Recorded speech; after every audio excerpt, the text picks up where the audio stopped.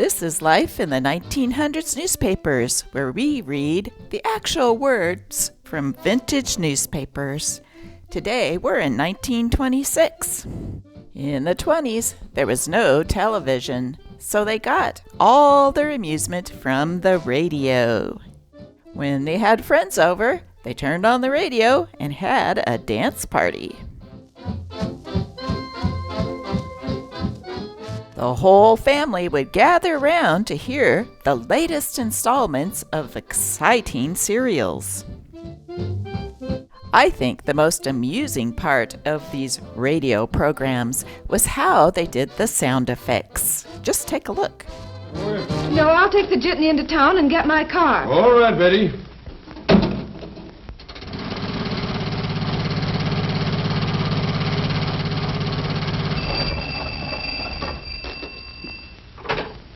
Hello? Ring up the boys, May, and tell them to meet me at Pine Creek Forks. The Flying Bee payroll's been robbed. Pete Belden's been kidnapped. Tell the boys to ride. Hey, George, where'd you put that ammunition? It's in your desk. Which drawer? The middle one. See what I mean? Aren't they hilarious using a box to cover your voice? Anyway, if you stay tuned to the end of this video after we read our paper, I'll show you more of this sound effect serial going on. Hope you can contain your excitement.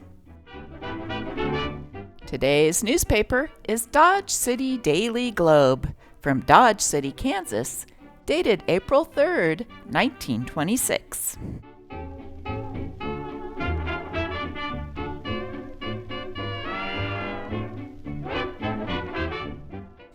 Radio burglar gets fourth policeman victim and escapes. New York. Citizens, volunteers, and more than 100 policemen, all heavily armed and carrying lanterns, torches, and flashlights, searched unsuccessfully in Queens early today for the elusive radio burglar after he had shot the fourth policeman since he began his depredations 2 months ago. During the 2 months, the burglar has stolen approximately 150 sets, always choosing the most expensive ones he could find. Detective Charles McCarthy, one of the score of policemen who have been on guard for the man in recent weeks, was the burglar gunman's fourth victim. He was shot shortly after midnight after he went with 2 other detectives to the home of a woman who had telephoned the police that she believed she heard a burglar in her home. As the detectives neared the woman's home, they saw a man walking away hurriedly. When the police started to question him, he fired 3 shots. McCarthy fell with a bullet wound in his neck. The 2 other detectives fired a dozen shots at the fugitive, but he escaped through a dark alley. Radio and the automobile grew up together at a time when crime also had become technically sophisticated.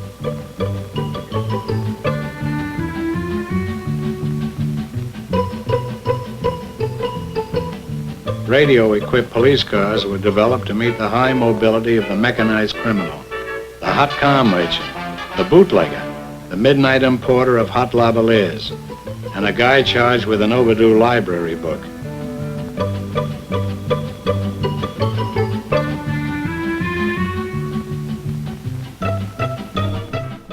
If my family was a newspaper, it would be nothing but a want section, a Topeka man moaned to the Journal,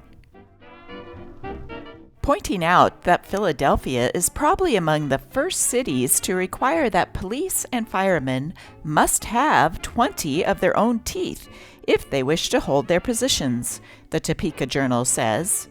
It is claimed the imitation molars are dangerous and a menace to safety, as some firemen with false sets have nearly choked to death while fighting the flames.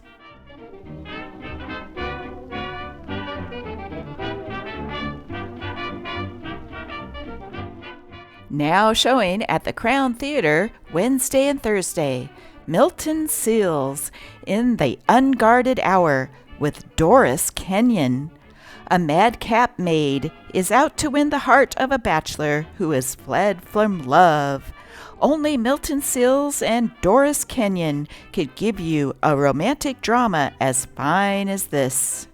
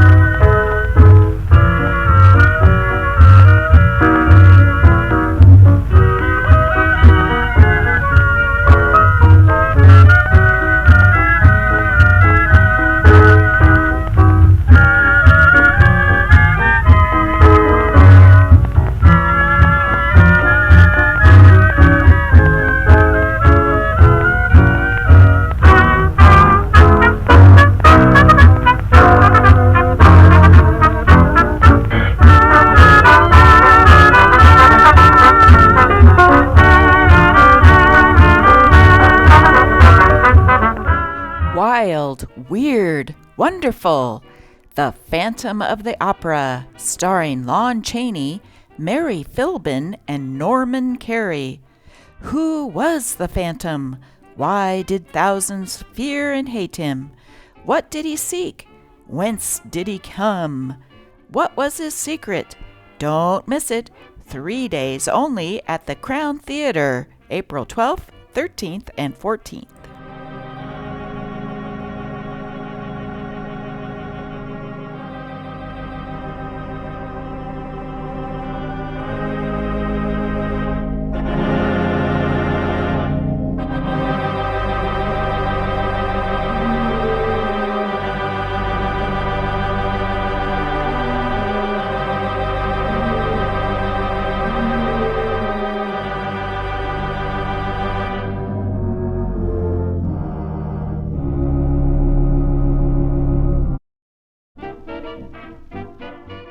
Who says that prohibition is not a success? A druggist told us the other day that in the past year he has sold 3 times as much ginger ale and grape juice as he had sold in all the previous 15 years his drugstore experience. People, he says, have finally come to realize that after all, soft drinks are the best.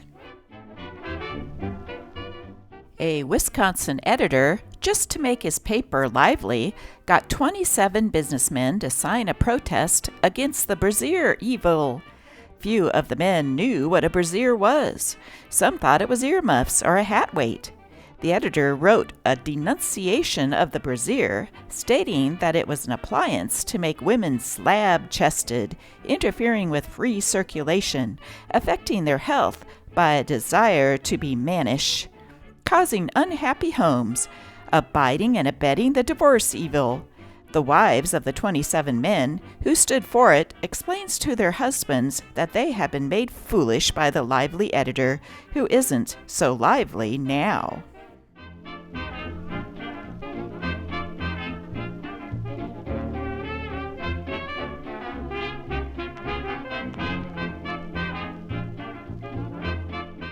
Okay, I'll do this joke, but let me know what you think in the comments below.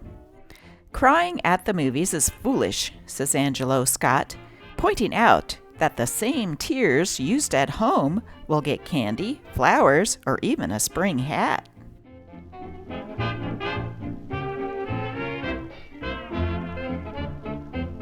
Sheriff wants you at Pine Creek Forks. They're riding. All right.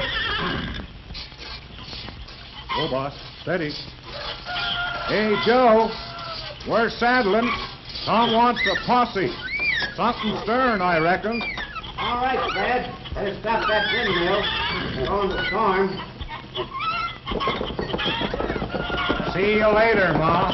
Be careful, Fred. Hello, May. They've gone. Have you got the other boys? Some of them. I'm calling the blacksmith now. Hello? Sterling. Payroll robbery. Meet the sheriff at Pine Creek Fort. Pick up Bill and Frank on the way. I'm riding, Harry. Push that there wagon out of the way.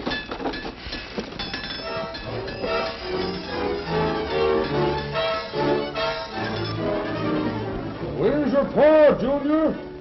He's back on the far section with the reaper. Hey there, Bill. Get down off of it. I can't hear you. Wait a minute. No. What you say? Somebody held up the jitney. Probably the Hicks gang. Bring your horse. They've headed for Pine Creek.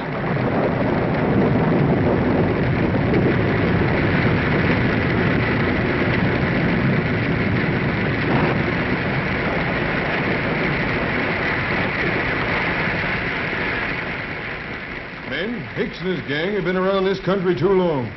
We're going to clean them out today. But we got to remember that old Pete Belland is with them, and we don't want him to get hurt. All right, boys, let's hit out.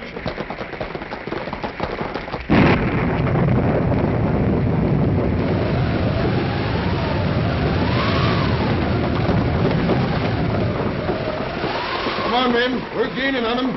They've seen us, Tom. Right, fellas. They probably have fresh horses at the creek.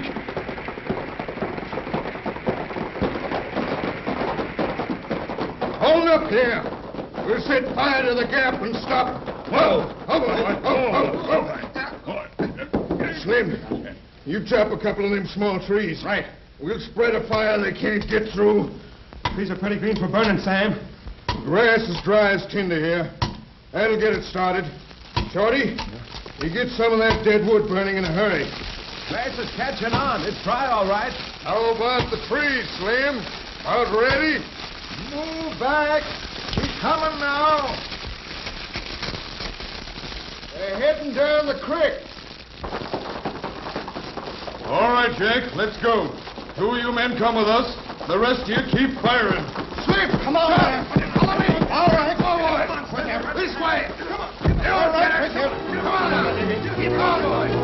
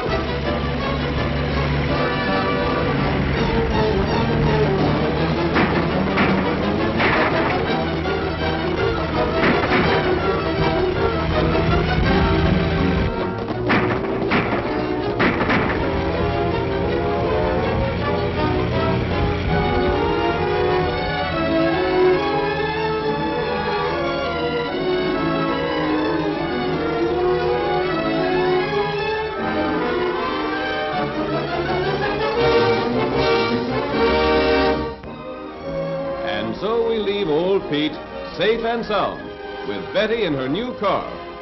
And to our friends of the radio audience, we bid a pleasant good night.